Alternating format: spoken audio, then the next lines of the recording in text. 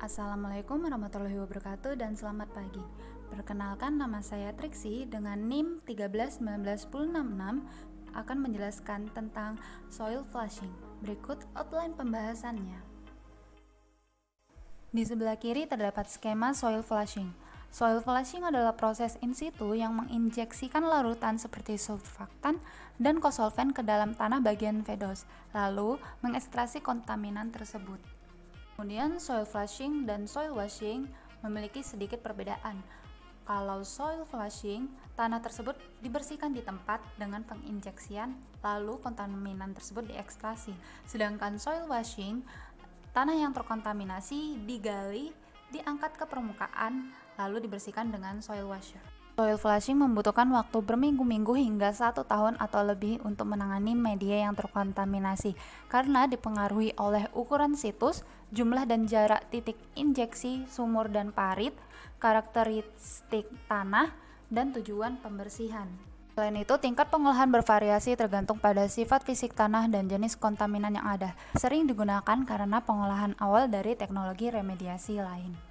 Kontaminan yang dapat diterapkan dalam soil flushing adalah komponen organik dan anorganik seperti radioaktif, volatil, semi-volatil, bifenyl poliklorinasi, bahan bakar fosil, pestisida, dan ordnance. Berikut pelaksanaan soil flushing. Terdapat pipa injeksi yang menginjeksikan larutan pembersih seperti surfaktan atau kosolven ke area terkontaminasi pada zona fedos. Kemudian pipa ekstraksi menghisap limbah yang terikat dengan larutan pembersih. Injeksi larutan pembersih memisahkan kontaminan pada tanah dan berubah menjadi limbah yang terikat dengan larutan pembersih. Limbah tersebut didaur ulang setelah proses post-treatment agar larutan pembersih dapat digunakan kembali.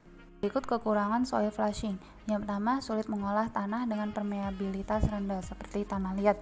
Yang kedua, surfaktan dapat melekat pada tanah dan mengurangi efektivitas porositas atau volume ruang kosong pada tanah.